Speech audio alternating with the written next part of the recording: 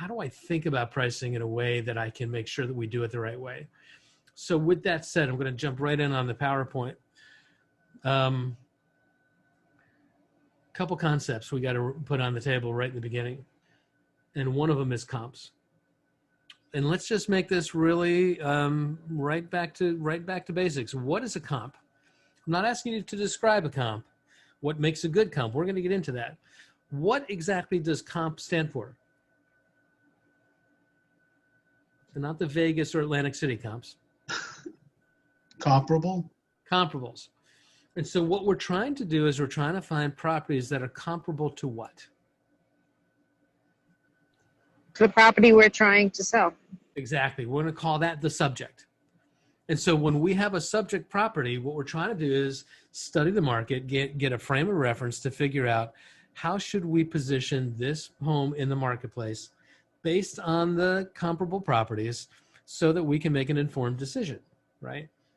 And one of the concepts that we're going to talk about today is how do you pick a good comp? We're going to talk a little bit of how do you think about adjusting the comps, because the truth is you're not going to find a house that's exactly the same.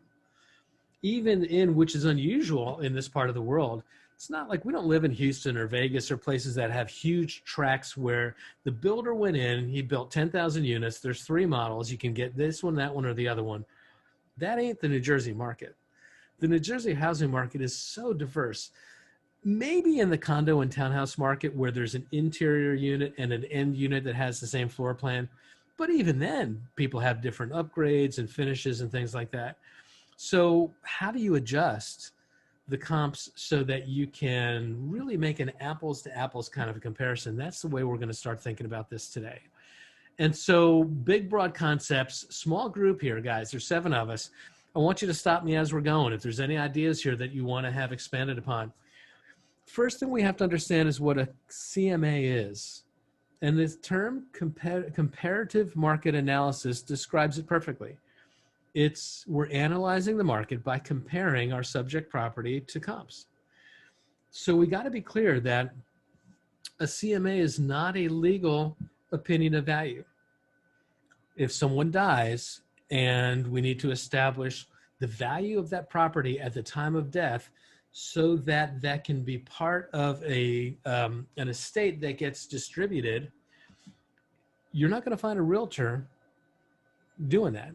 Where would a person go to get that kind of a opinion of value? An appraiser. An appraiser would do that, right? And the appraisers have the ability to go back in time and not comparing to what's currently on the market, but to compare to what was on the market then, and then trying to figure out how to adjust for time. There's lots of things appraisers can do. Could someone go online to a website and get a website to give them an opinion of value? They can. They could. What would be one of the websites they could go to? Zillow. Okay, Zillow. MLS. MLS, perhaps. Let's go back to Zillow for a second, because I think Zillow is one of the big ones that people go to. There's a tool that they have that's called a Zestimate. And a Zestimate is nothing more than an opinion. And a lot of folks in the real estate community for years have really questioned how accurate the Zestimate really is, right? And there's all these jokes that we say, you know, they call it a Zestimate and not a Zactimate for a reason, right? And all that stuff. But the thing I'm going to tell you, though, is that big data is getting much better at using big data, huge data samples, and getting better at pricing models.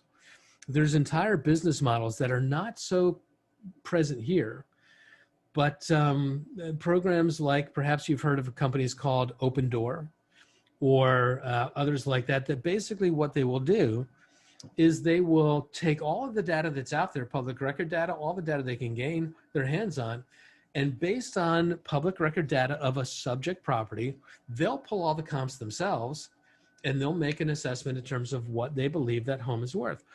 And, you know, these companies have gotten very, very sophisticated, and they have gotten a lot of venture capital funding behind them. Open Door is probably one of the most well-known of these kinds of programs that can do this competitive pricing. And I can tell you this, Just to give you a sense of whether or not the venture capital community believes that this kind of big data analysis works. In 4 rounds of VC funding, Open Door has raised in excess of $4 billion. $4 billion. That's 4 times what Keller Williams is committed to create the technology that we're doing. And the reason is because with big data sets, you can start to see patterns that exist, and they can get really, really good at price valuation. Now, what I'm going to tell you is that I don't believe that any aggregator, any data, any smart data will ever be as accurate as a expert who is in the market, in the field, who can make adjustments in real time and knows the things that big data sometimes doesn't know in terms of the tone of the market, in terms of the temperament of the buyers. But my point is simply this. There's a lot of different ways that you can get an opinion of value. What a CMA is how are we going to form our opinion, not in terms of what the home is worth. The market is going to tell us what it's worth. At the end of the day, it's worth what the market says it's worth, no more, no less. I'm a big Giant fan, and I don't know whether the New York Giants are ever going to play football this year. But one of the things that Bill Parcells used to say is you are what your record says you are. Nothing more, nothing less. And at the end of the day, what the CMA does not do is tell us what the home is worth. What it does do is it gives us an opportunity to compare so that we can make a well-informed decision of how we should introduce the home into the marketplace to ignite a reaction. That's the primary reason of a CMA. I am not a fan of CMAs where you come out with a defined number based on the crunching of these numbers. This is what we believe your home should be listed for. I'm not a fan of doing that. And I'll tell you that most of the software, it's really not that sophisticated that does it. Once you pick your comps, and we'll talk about selecting comps in a second, but once you select your comps of solds, all they're going to do for the most part is they're going to take all your solds, they're going to add them up, they're going to divide it by the number in the set, and they're going to come up with a number. That is not a sophisticated analysis. What we need to do, though, is we need to know the market well enough that when we review the comps, through the lens of our current knowledge, we can make an informed decision of where we should position the home relative to where else people could spend their money in the market today, supported by the comps, so that we can get the market to react. Everything that we do is to try to get the buyers to react, not just to pay attention, but to take action. And your pricing strategy is the most critical element of that. What you have to be careful of, though, is recognizing that it's not absolutely 100% predictive. Just because buyers who are not in the market anymore were willing to pay a price for a home which is not in the market anymore, in market conditions that are different than ours are today, that is not a guarantee that today's buyers in different market conditions with different demands are going to behave the same way. It gives us a range of possibilities to think about what could we kind of expect. But I'm going to tell you, in many of the markets that you're in right now, because demand is so high, because supply is so low, because there is so much emotion in the marketplace, and once you introduce emotion into the market, it is not predictable at all. And our markets right now have become so emotional that it's really, really hard to predict where things are going to go. There was a Picasso painting, I think it was a Picasso, that had been sold at auction. This is going on 3 or 4 or 5 years now. But what I remember the story as being is that the art community thought they knew what that painting would be worth and what they thought they would sell for in the auction.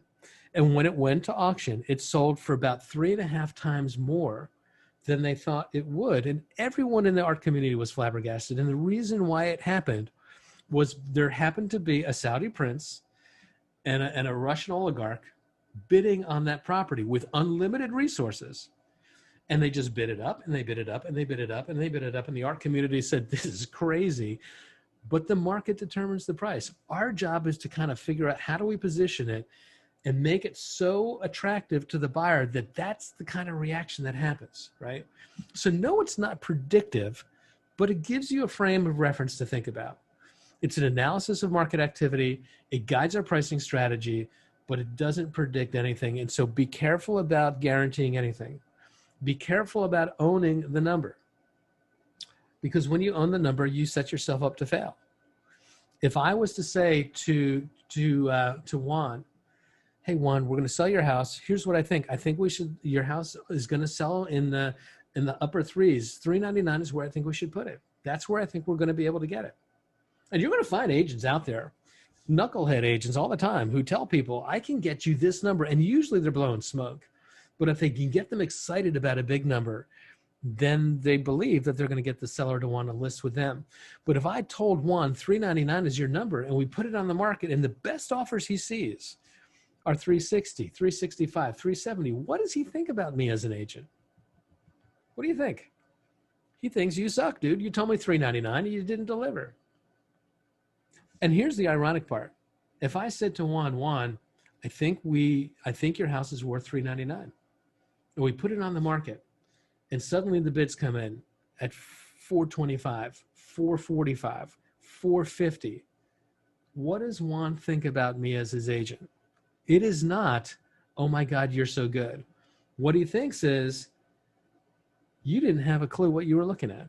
Thank God my house was good enough to overcome your stupidity. You thought it was worth $399. Apparently you don't know what you're talking about. Anytime you own that number, you're setting yourself up to fail.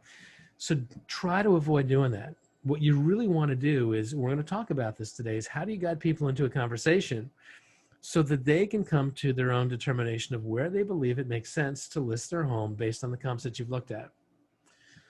We got to light the fire. That's the game. And the truth is, once the fire starts, I don't know how big it's going to go. I really don't. But I think based on my skills of how to market a home, based on my skills of how to stage a home, based on my skills of how to create the right environment, if we can get the right price in that environment, that's going to cause the fire to light, and then we're going to stand back and see how big it goes. That's the concept that we need to communicate to sellers. Any agent who tells them that they know what they're going to get is a liar. Because here's what happens.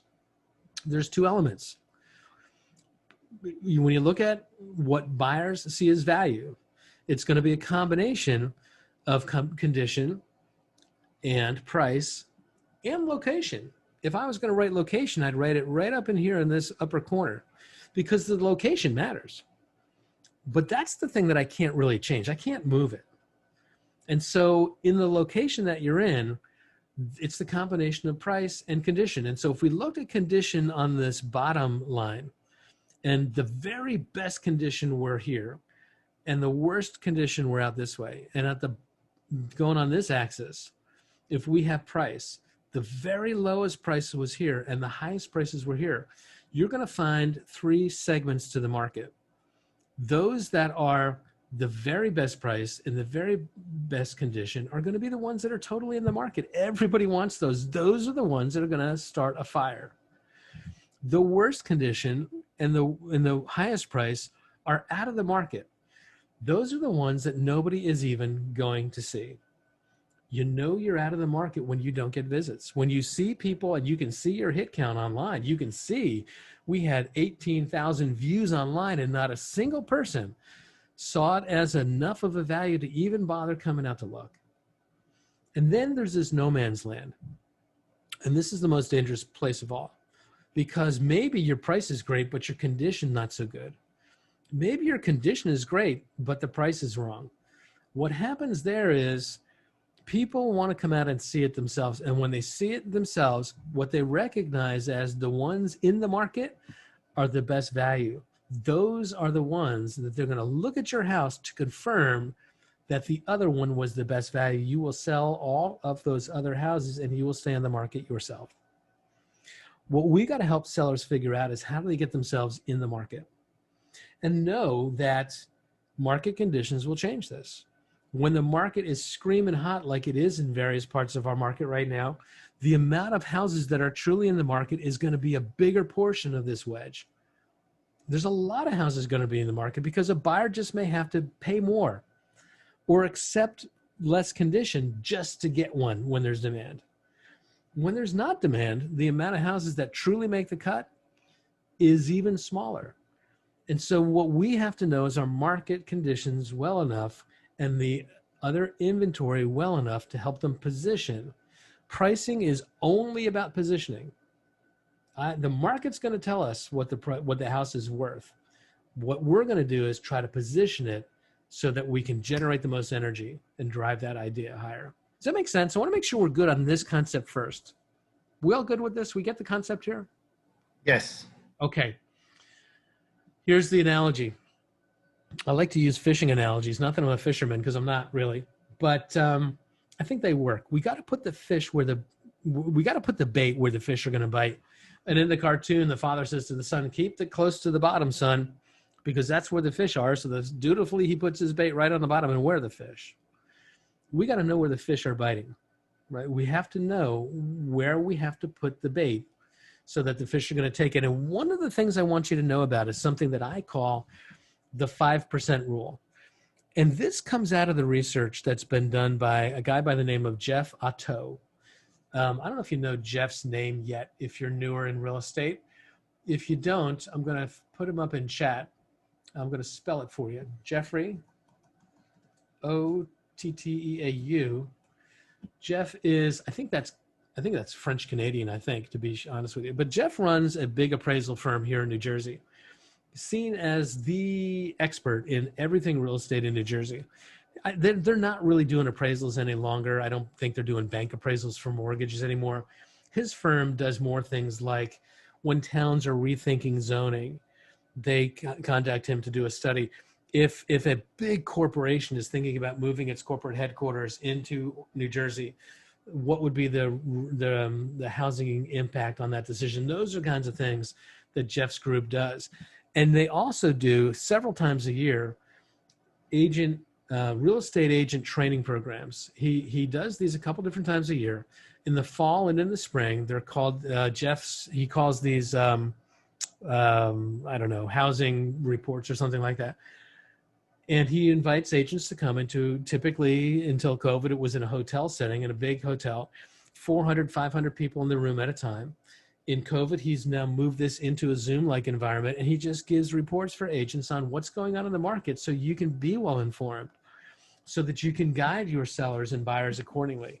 Take advantage of those when they come. Twice a year, probably cost you $99. You get CEs for doing it. I think you get 2 continuing ed credits for attending if you want them.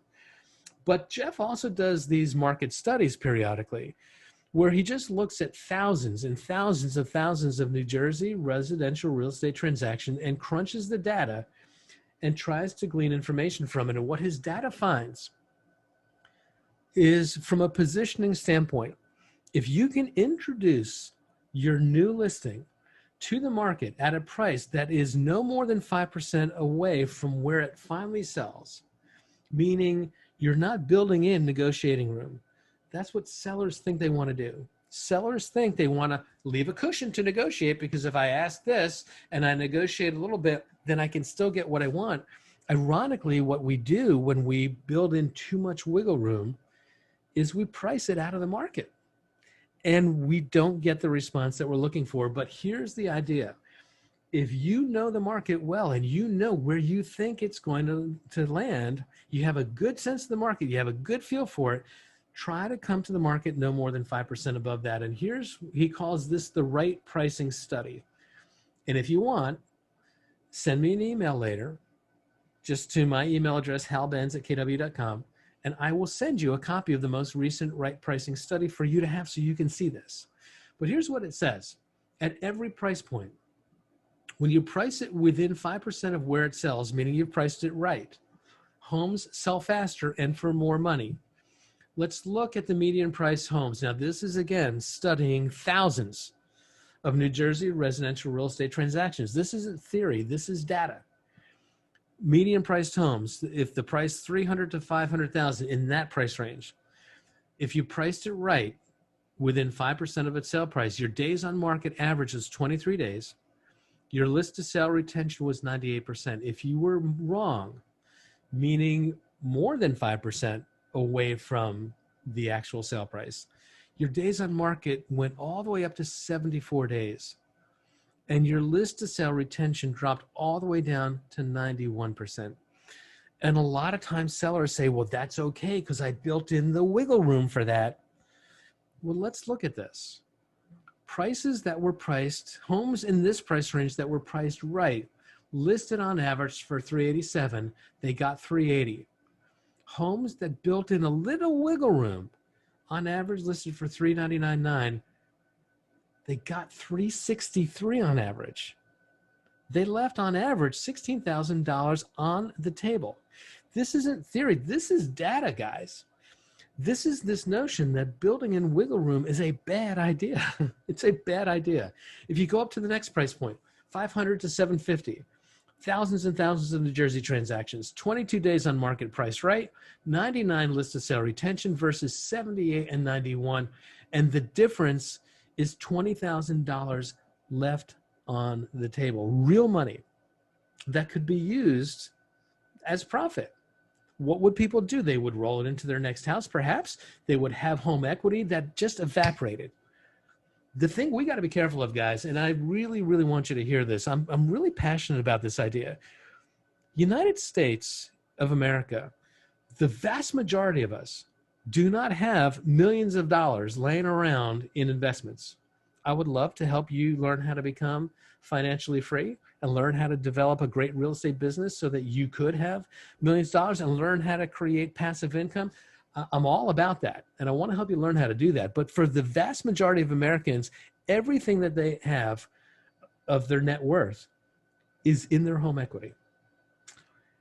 And if we let them squander their home equity when they sell their home, we're hurting them. This is the home equity that we have to rely upon in our retirement. This is the home equity that I'm going to draw on to send my kids to college. This is the home equity I'm going to pay for my daughter's wedding. This is the home equity I'm going to tap. God forbid I need to for a major illness or I have to care for an aging parent. And if we let people squander their home equity, shame on us. There's a reason why we have a license. The Real Estate Commission is just like every other licensing body. We license people when the outcome of what we do could hurt someone. And this is how we hurt people as agents, by allowing them to price it at a number that squanders their home equity. For the vast majority of people, the biggest source of net worth that they have, we've got to get them to price it right. We'll go up to the next price range, $1 million to $2 million. Here's what we see. Price it right, 21 days on market, and you get full price. When you're wrong, it goes up. 76 days on average, 90% listed sale retention, 27,000 real dollars left on the table. I hope I'm making my case. And I can send you this report because Jeff would like you to use this report when you're sitting with sellers and look at the data and say, this isn't just me saying this. This is thousands of real estate transactions. This is what the outcome of that study shows. We have got to get this right, because if you don't get it right, you are going to leave too much money on the table, and I don't want you to hurt yourself in that way, right? I think people really do respond to hearing this better when they're not seeing it as, you just want to price my house low so that you can sell it quick and move on. No. I want to price it right. Because if you do it the way you're thinking about doing it, you're going to hurt yourself. And I don't want that to happen. I care about you, and I care about your family, and I care about your financial health and your future. And I want you to get the best here. So if you want a copy of this report, fire me an email, halbeds@kw.com, and I will send it to you. And I want you to be able to talk through this with your sellers. Any question about this real quick before we move on? Does this apply in any market? Yes, the truth is it does. In every market. Now, the question is, and again, this is Rosalie in chat, does it apply in any market? Where you have to be in the market, in a cold market, may not be a number that is palatable to a seller. The seller may say, I'm not willing to let my home go at that price. Well, then you get to keep it. These numbers work in every market. It's just, do you have the stomach sometimes in certain markets to do what it takes to be sold? And that's where really good qualifying comes into play. The job of a realtor is to use your influence to help people make a decision. And if the decision is, I would rather keep my house than sell it for what the market would bear, then that's a decision. It doesn't pay as well. Trust me. But people will see that as integrity. And when the time comes that it's time for them to sell, they will come back to you, right? It works in every market. Any I other? was I was in the morning call this morning. They had the 8:45 call, and they were saying that you really can't use the CMA report right now because it's so crazy that you have to kind of put that aside and tell people to just listen to what they have to say. You can, it depends. I think there's two sides to that. And the answer I would say is yes. And you can use the CMA to try to gauge where to position a listing to generate activity. Now, because the market is so volatile right now and so emotionally charged up, the things that are pending right now are likely to close at numbers that are just batshit crazy. I'm sorry to say it that way, but they are. And so we said that the CMA is not reliable in terms of absolutely predicting what people are going to do, but it gives us a good enough place to start in terms of where am I going to position it so that I believe I can kind of get a fire started. Now, when we're using the CMA to coach buyers, it's a totally different game because quite honestly, in an emotionally charged market, I don't know how crazy you have to behave to get this house right now. And so the CMA is probably not as useful with buyers right now as a conversation that says, look, you're just going to have a decision in terms of what is it worth to you? Where's the number where if you had to walk away at that number, you feel comfortable? It wasn't meant for you. It's not your house. But $5 less, you would have been kicking yourself for not throwing in the extra five, right? Where are you willing to lose it? That's kind of the way we have to approach buyers in this market. But I think the CMA can still be reasonably good in terms of guiding the listing, right? So let's move along here. Let's talk about sharpening your consulting skills. What are good comps? Properties that are similar as possible to the subject property. We're never going to find perfect, but as similar as we can. You want to try to have 3 in a variety of different categories. I want to find 3 expired listings. Why would you care about expireds? Because I want to see what a cautionary tale looks like. If somebody flamed out, I want to know what that looks like because I don't want to do that. I want 3 actives. I want 3 under contracts. And I want 3 solds. And people will say, well, why would you even look at actives? We don't know what those are going to sell for. If they're still on the market hasn't picked them. That's true, but people shop in comparison to where else they can spend. And so we've got to come up with a pricing strategy that's relevant to where else they could spend their money, and the actives tell us that. So we have to look at that too. The under contracts, I don't really know what they sold for, but here's what I do know. I know that properties that looked like this went under contract. There's something, can I see a pattern in these under contracts? Because these are the ones that when the market responded, it picked these. What can I learn from them? And then we go back and look at solds because the solds are going to give us some semblance of what did previous buyers, how did previous buyers behave?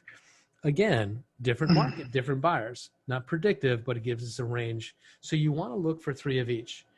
And it's easy to find the 3 actives because they're active. The under contracts, it's a limited set. How far back would you go in the solds? The way I would encourage you to do it is we're going to set our parameters for what we're looking for in comps and try to get them as recently as you can. If I can get all 3 comps in the last 30 days of closings, I'm going to stop there. If I can't, I'm going to go 30 to 60 days. If I need to go further, I'll go to 90 days. If I need to go further, I'll just keep going out 1 month at a time until I can get a handful that meet my criteria. If I start by saying, show me everything that closed in the last 6 months, I may find some good comps. But because the time frame was so irrelevant to our current market conditions, they're not as predictive. Not that any of them will be, but comps that closed more recently reflect, generally speaking, decisions that were made closer to this point in time. So I'm going to start thinking about it that way. Do it in incremental steps until you get 3 solds, pull 3 under contracts, 3 actives, 3 expireds. Now, they've got to be recent enough to be relevant is my point here. And how you get them all from the MLS? Yep. You can get them off from the MLS. If you have another source, if you have access to off-market listing knowledge and you know what they sold for, you can get deed information, deed transfer information that shows what the home sold for on what date. What you don't usually get though is what was the asking price. So that's where the MLS is going to be better for you. Now, what am I looking for in terms of a good comp? Again, My subject property is what it is. I want to find things that look and feel as close to my subject as I can. First starting point, they got to be in the same town. You can't pull comps from different towns. Why? Why would you think? Taxes, The taxes are different. Why are the taxes different? different cities. Location. Because in the location, because different services, the whole community experience is different. And so it's really too different. Now, a licensed appraiser does have conversion charts if they have to pull comps from multiple towns. And in certain circumstances, if a property is super, super unique, they might do that. But they have conversion charts that will make those adjustments. We don't. Try to keep them all in the same town, right, for starters. And then inside the town, try to keep them as close to each other in neighborhoods as you can. And I asked, like Ridgewood would be a good example. You have different sections. For sure. And some sections are more desirable and others are less desirable. And a lot of times that's driven by the schools, based on school rankings and things like that. And there's a lot of different layers to complexity with that, but try to keep them as close to the same neighborhoods as you can. Try to think about, are there certain off-site conditions? For example, there's certain towns that have, essentially a conservation center or a dump in a certain area where people go and they bring all their recycling and they bring all their lawn waste and all that sort of stuff. And if you live right across the street from that place, it's probably not as desirable as somebody who didn't live in that place. You have to know the market well enough to know, are there conditions like this? Sure. Bus route, train. All that stuff. Try to make it as close to the same area as you can. And then once you've got geographically where you're going to try to pull from, what are we looking for next? Well, believe it or not, the next probably most important similarity to look for is construction style. In our marketplace, different house style, construction styles are just, they're worth different value. We sometimes think of utility and square footage, and while that's true, what do you think the style of construction in this part of New Jersey is that commands the most dollars? What do you think it would be? Like a colonial. Colonial style home for Colonial. sure. And then after colonial, it kind of varies, but what do you think would probably be next? Bi-level or ranch? Maybe. Then it sort of, a lot of it depends on the neighborhood. Believe it or not, what I said was being unique is not your friend when you're trying to sell real estate. It's great if you have a one-of-a-kind item. If you've got the Hope Diamond as a gemstone, yay for you, because that's worth a lot. But from a real estate standpoint, the more unique you become, the less of the market that would be interested. And because less people are interested, the harder it is to kind of get that market pressure to deliver the best price. And so things that are the most similar in terms of housing style for the neighborhood, generally speaking, are where you want to draw your comps. If my subject property is a colonial, I'm going to try to get all colonials in my search. If my subject property is a bi-level, I'm going to try to get all bi-levels, right? Because different things have different values. Honestly, the bi-level or raised ranch, we call them, that home where you come up the stairs and you enter in the middle, and you can go upstairs and you can go downstairs. In New Jersey, that construction style probably is the least desirable by consumers. And it's ironic because in some ways, the reason why builders built it is because you have a lot of living space. But the reason why consumers don't like it as much, generally speaking, and there's always exceptions, is because the flow is just two separate stacked living spaces. And most people like to have it, the flow a little differently than that. But the point is, try to keep the housing style, the construction style. If you don't know construction styles, I'd recommend you go on Amazon and get a book like this. Maybe not this one, because this one's 15 years old. But this is Houses, the Illustrated Guide to Construction, Design, and Systems. What I love about this book is you can go through and you can start to see lots of different pages here as I'm scrolling through of different housing styles. What does a Georgian colonial look like? What does a mid-century modern look like? And it gives you a sense of kind of what are you looking at these? What's the difference between a Tudor and a Victorian? What's the difference between a ranch and a raised ranch, right? All of that stuff is covered in here. The other thing that a book like this will start to do is if you don't have a really good sense of systems, how do you know if you're looking at hot water versus steam? How do you know, what's the difference between a gas-fired boiler and an oil-fired boiler? What's the difference between a boiler and a forced air system? All of that stuff is covered in books like this, and it's important. We got to learn. We got to learn this. We don't have to become home inspectors. We don't have to become contractors, but we have to know our product. And so it is one of the things you're going to want to learn. And when you're pulling comps, you're going to try to get as similar as you can, right? Because every time you've got something that's different, you're going to have to try to make an adjustment, which we'll talk about. How do I adjust the comp to make it more similar to the subject? So as much as you can do by finding things that are the same style, the same relative age and condition. You think about colonial style homes. On my street, I could go walking down my street and I could find a colonial style home that was built in the 1930s with 3 bedrooms and 1.5 baths. And 2 doors down, I could find a colonial style home that was built in 2018 with 4 bedrooms and 2 baths. And you look at that and you say, well, this one has an extra bedroom and an extra bathroom. Yeah, but because it's brand new practically, I can tell you that the market value is going to probably be the difference between a $500,000 home and a $1.2 million home, simply because it's newer and it's all brand new and it's all better finishes, right? So don't just get caught up in colonial as a colonial. We've got to look at the age and the condition of the finishes too and try to get them as similar as we can. Same size. We don't use square footage here, dollars per square foot in our market, for the same reason that I talked about before, because our market is so diverse that if I was going to take a look at those 2 colonials I just described and come up with $1 per square foot, they're just way too different, right? They're way too different. Dollar per square foot works in a market where everything is cookie cutter. That is not our market.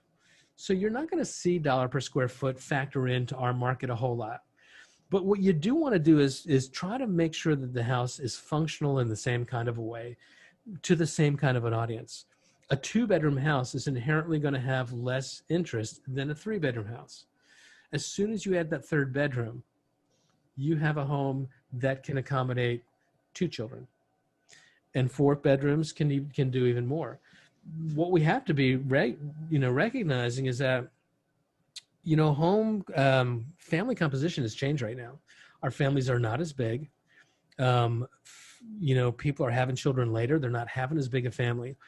The big 6,000 square foot home from a functional standpoint is very unappealing to most buyers today because they don't need that much space, right?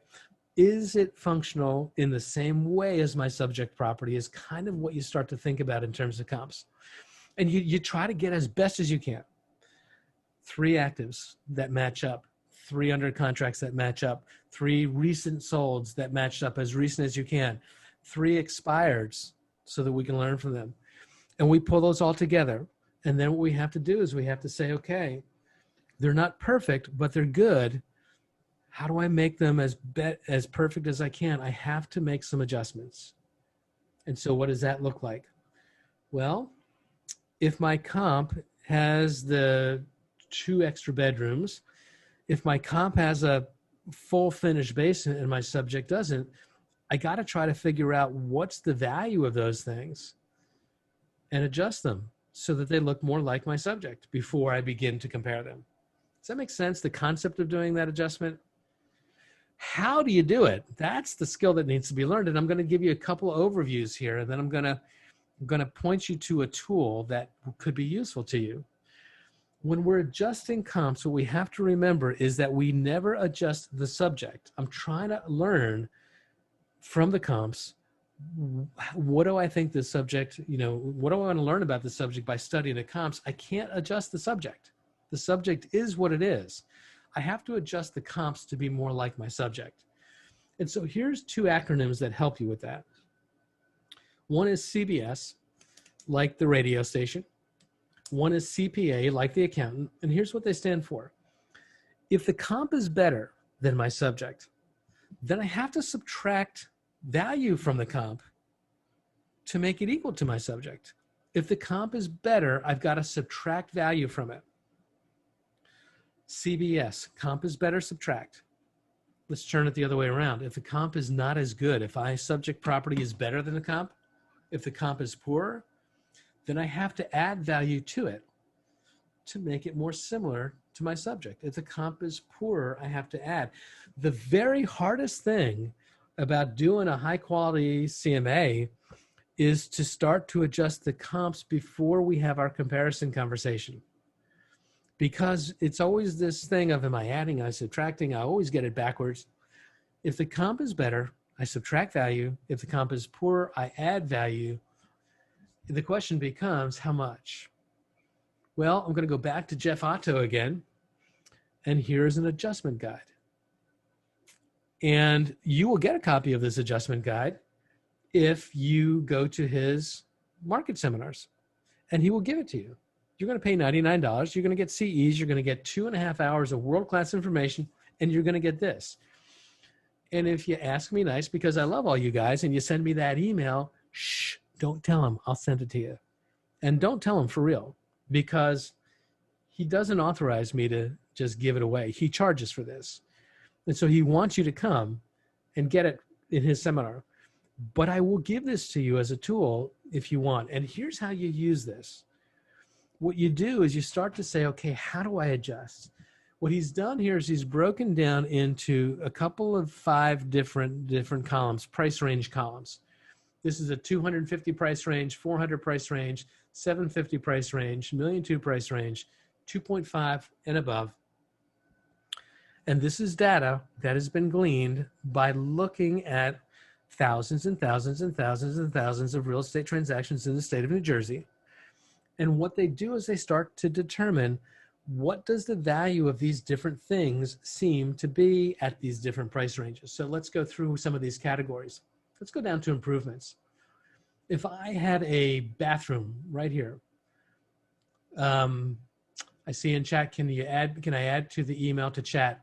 I can't really do it easily from chat, but you know what I can do? I think I have set this up to save the chat. So if you don't want to shoot an email, but you can put your email in chat, that'll work. I'll find a copy of this afterwards and I'll send this to you. Let's go back to the bathrooms. What's the value of a bathroom? Well, let's look in the 250 price range. A full bath would be worth around 1.6% of the sale price, or about $4 grand. A half bath on average would be worth about 0.8 of the value of the house, or about $2 grand. Let's move over to the 400 price range, where a full bath would be worth about 9 grand and a half bath worth about 4 grand if my subject property had 2 full baths in the $400,000 price range, and my comp had 3 full baths. Who's better, the comp or the subject? I want you to, let's get this together. Let's do it together. Who's better, the one with more baths or the ones with less baths?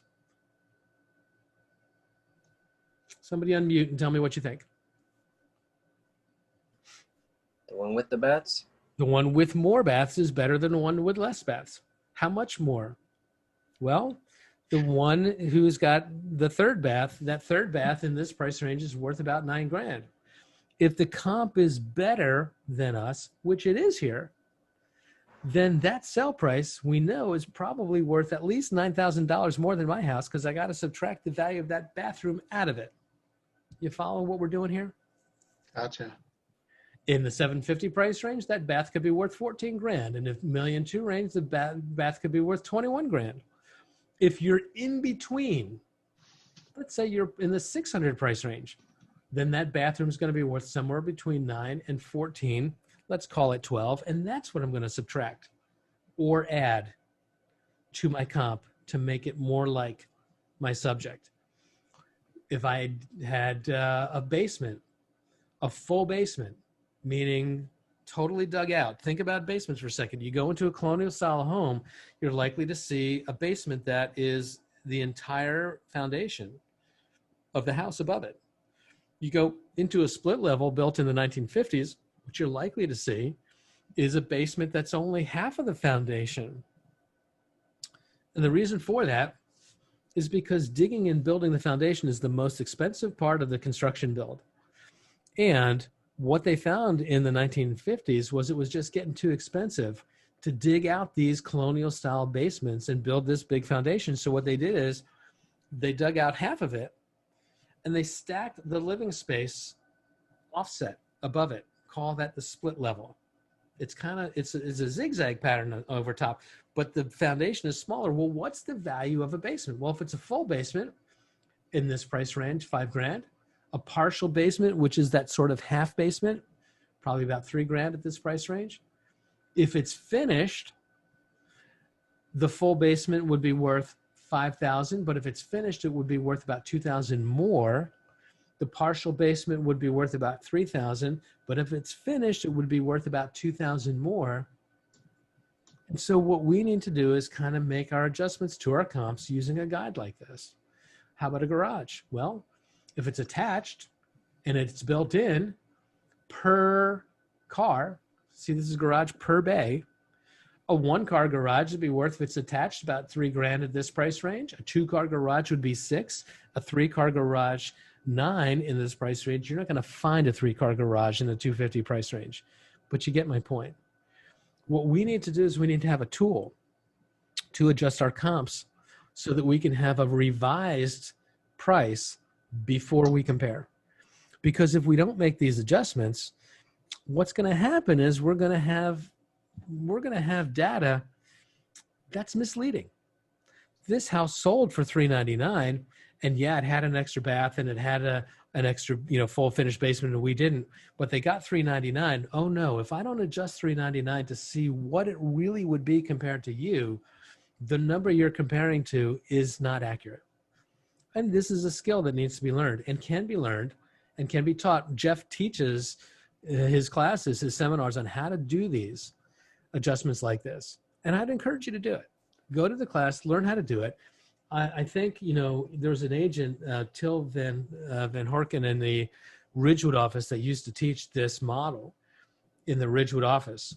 I think I'm going to ask Till if he would teach that for Bergen Partners and I could get him to do it. If not, maybe I could do it and we'll do it on Bergen Partners for you.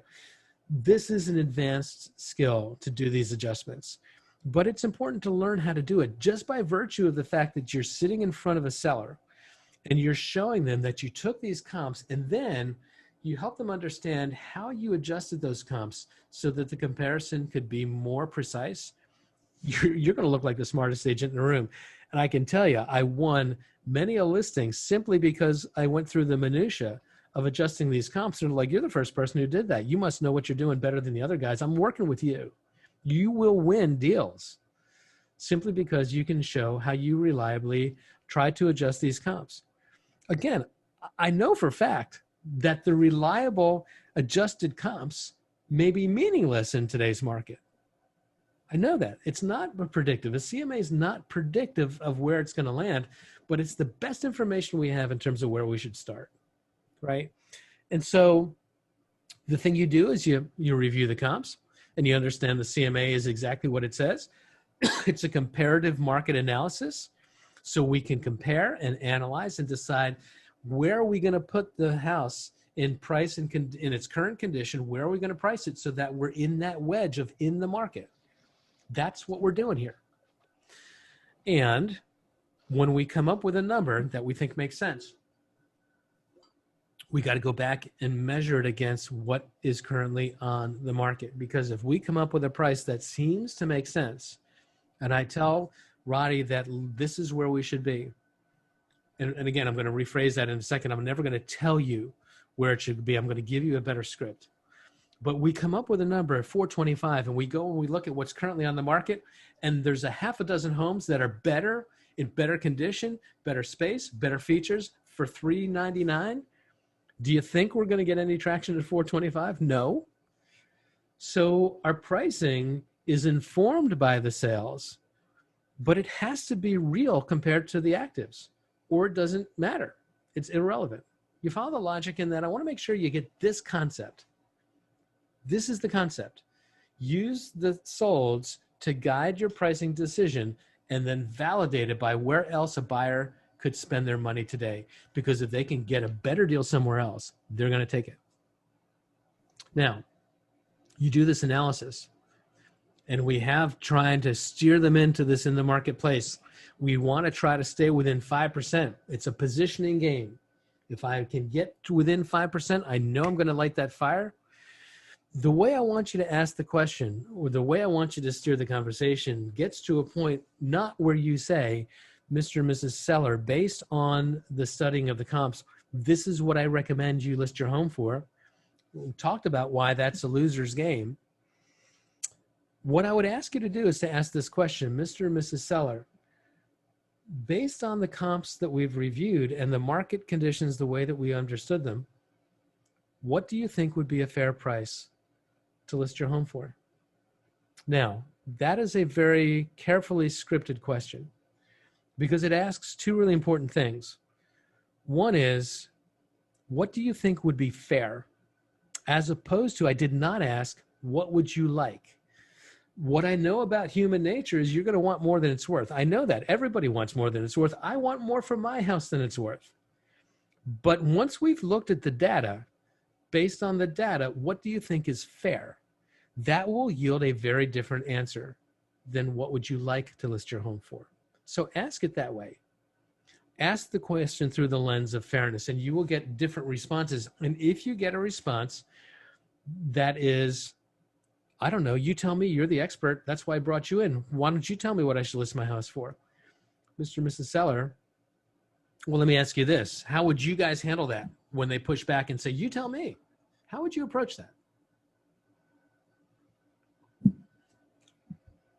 What do you think? We got 4 minutes here before we have a hard stop at 4. So we've got 4 minutes. What would you say?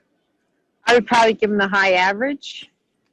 And how would that sound? Based on the comps, it looks like I would recommend between this range and this range. Is that the thought? That's the thought. Yeah, I think you're right, Rosalie, but I think I would do it not by saying, based on the study of the comps, this is the range that I would ask you to stay in. I would just ask more questions. Based on the comps and the things that went under contract, it looks like homes that actually did sell sold between this number and this number. Here's the range. If offers came in on your home that fit into that range, is that okay with you? I'm going to ask you to self-discover. I'm not going to tell you. I don't want to own that number. I'm going to guide you into it by asking these great questions.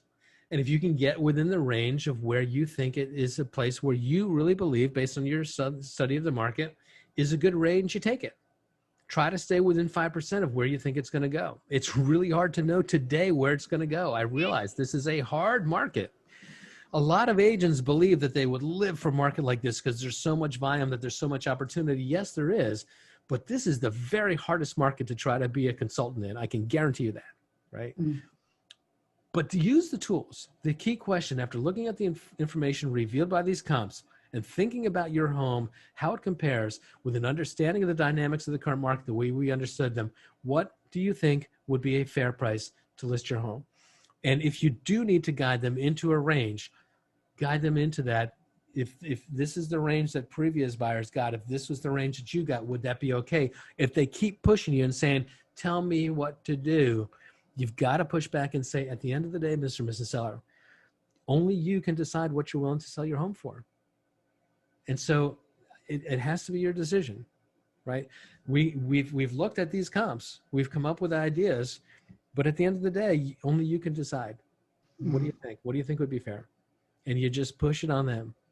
And it's an objection handling skill that needs to be practiced. And so practice. But the takeaway today, what I wanted you to get out of today in the last couple of minutes is it's a game of positioning. It's nothing about guarantee. It's about, how do I position based on your current location and your current condition? How do I position the price so that I can get the fire started?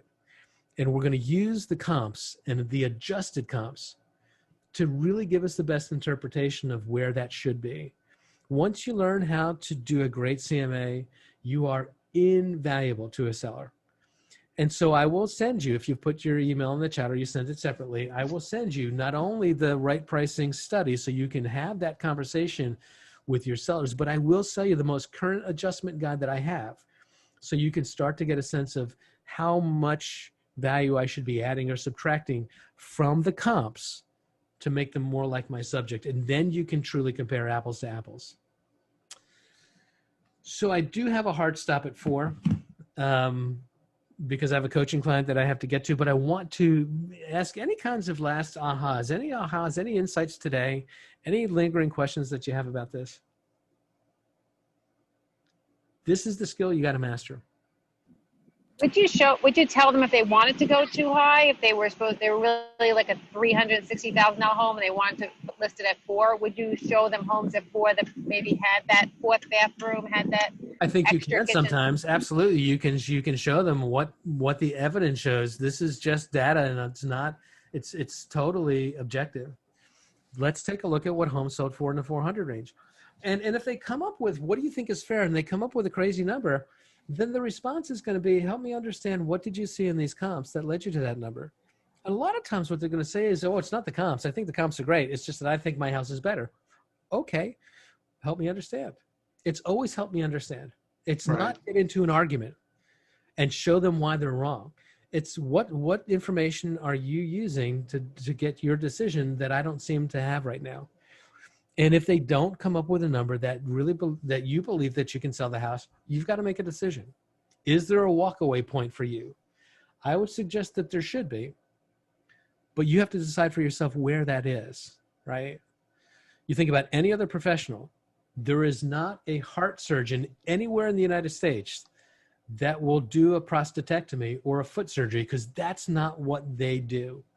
If you don't believe that you can do what you do, then by trying to do it, you will contaminate this property.